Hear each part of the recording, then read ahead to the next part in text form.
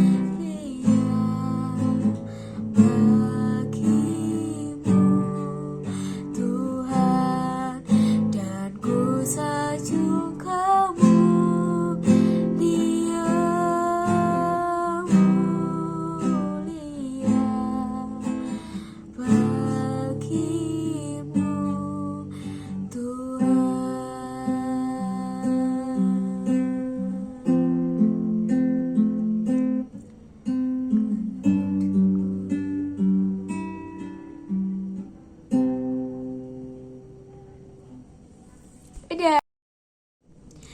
Kita tahu bahwa Tuhan kita adalah Allah yang selalu menolong kita. Mari kita pujikan lagu pertolonganmu.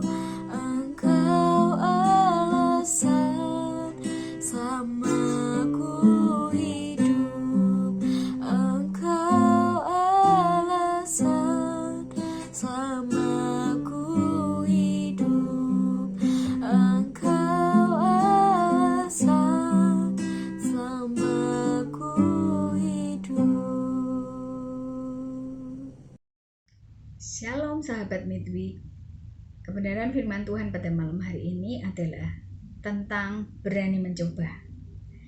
Hidup ini adalah sebuah perjalanan. Yang kita tahu pasti perjalanan pasti punya tujuan. Ya, di dalam perjalanan yang kita lakukan, contohnya ketika kita mau bepergian, pasti kita sudah mempersiapkan segala sesuatunya.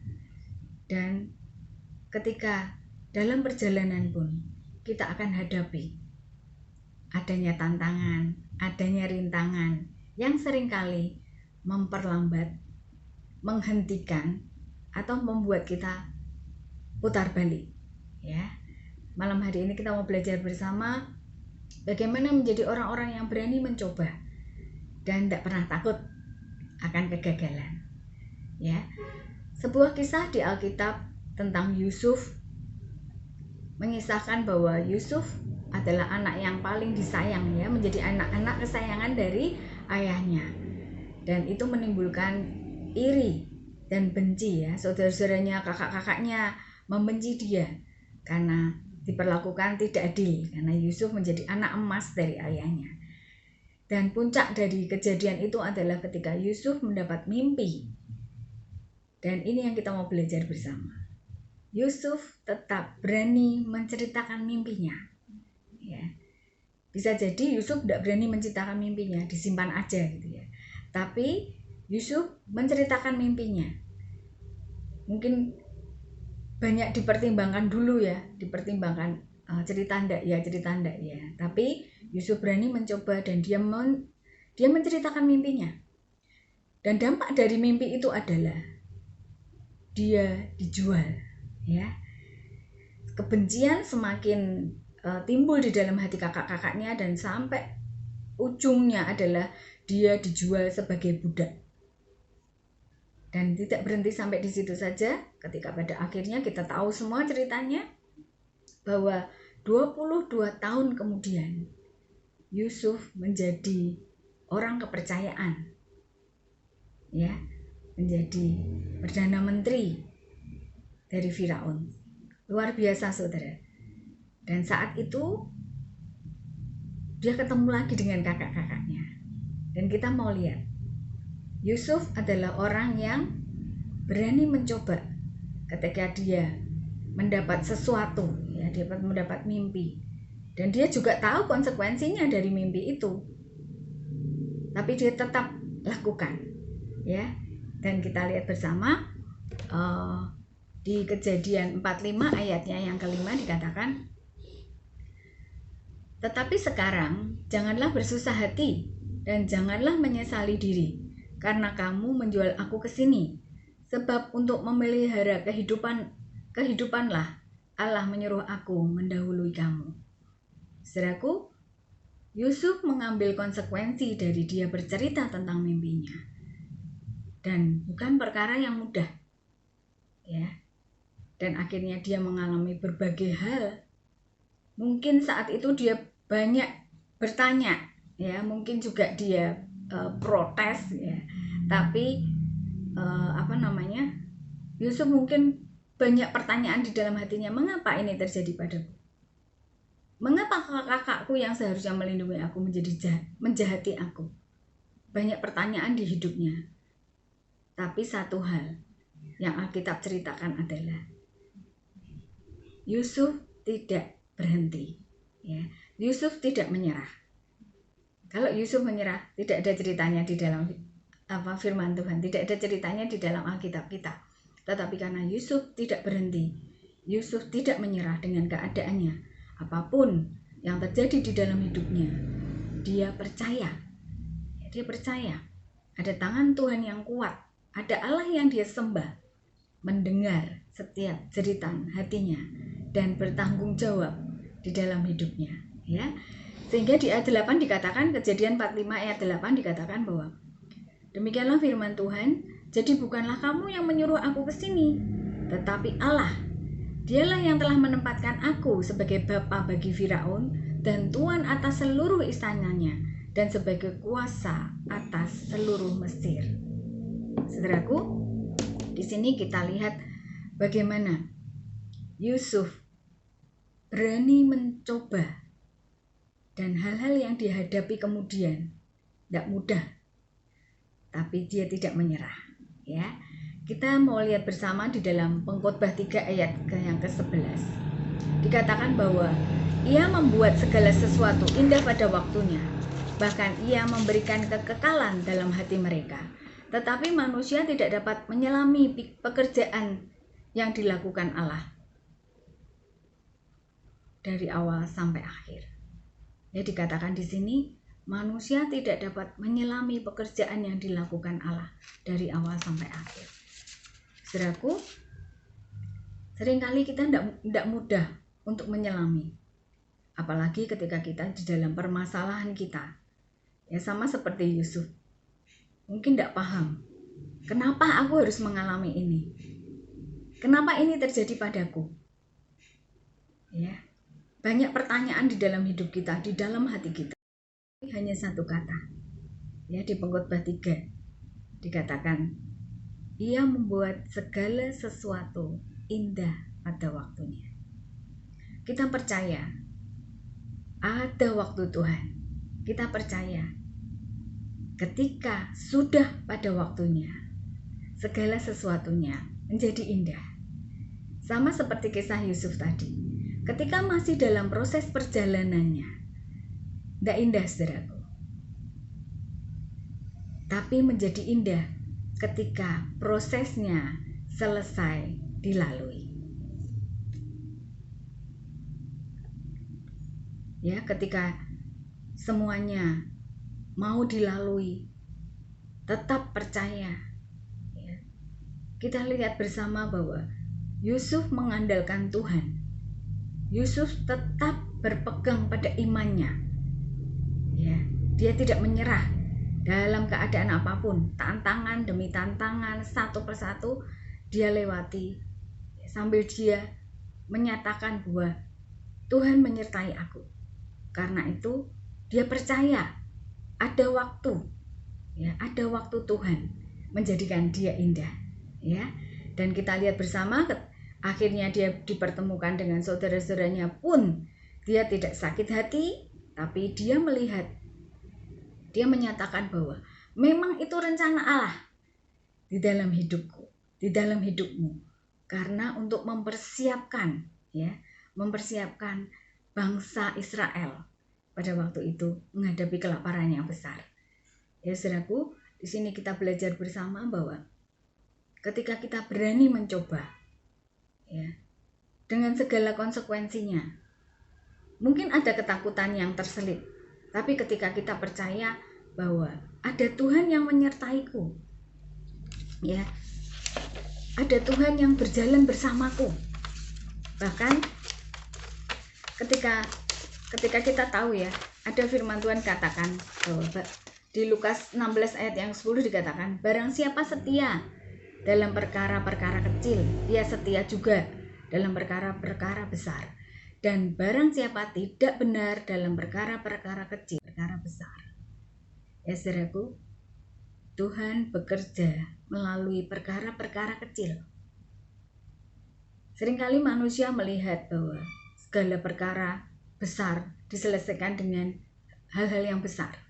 Ini ada 5.000 orang yang kelaparan. Tetapi apa yang Yesus lakukan? Yesus menyelesaikannya dengan perkara kecil. Ya, saudaraku, dari bekal seorang anak kecil, dan bekalnya pun kecil, hanya 5 roti dan 2 ikan. Yesus sanggup memberi makan 5.000 orang. Bahkan masih sisa 12 bakul. Ya, saudaraku, di sini diceritakan bahwa di firman Tuhan itu kita lihat bersama bahwa perkara-perkara besar yang diperhadapkan. Tapi ketika setia dalam perkara kecil, melihat perkara-perkara kecil di sekeliling kita, ya, seperti Yesus tadi, bekal anak kecil di tangan Yesus bisa menjawab kebutuhan perkara yang besar. Ya, saudaraku, jadi kita mau belajar bersama bahwa mari setia, berani mencoba apa perkara-perkara kecil. Ya, mungkin perkara kecil itu seringkali membuat kita itu tidak kita perhatikan, kita remehkan. Sama contohnya seperti ketika kita melihat sebuah pekerjaan yang besar. Aku kepingin menjadi besar, aku pengen sukses, ya. Aku pengen menjadi juara. Dan kita berdoa minta, Tuhan aku kepingin sukses menjadi juara. Dan Tuhan jawab doa kita. Tuhan jawab doa kita melalui perkara-perkara kecil. Mungkin itu benih, ya. Kita dikasih kemampuan. Dan kita tidak melihat kemampuan di dalam diri kita. Potensi di dalam diri kita itu sebagai benih, ya. Kita menginginkan sesuatu seperti itu, seperti orang itu, ya. Kita tidak melihat di dalam diri kita ada juga potensi yang menjadikan kita seperti mimpi kita nanti, seperti mimpinya Tuhan di dalam kita, ya. Kita melihat orang lain tetapi tidak melihat juga ke dalam diri kita. Apa yang potensi yang Tuhan sudah letakkan di dalam hidup kita. Itu sebagai benih yang kecil, ya. Kalau firman Tuhan ingatkan, mari setia dalam perkara kecil. Apa ya yang di dalam hidupku, potensi yang Tuhan sudah letakkan menjadi benih, sesuatu yang kecil,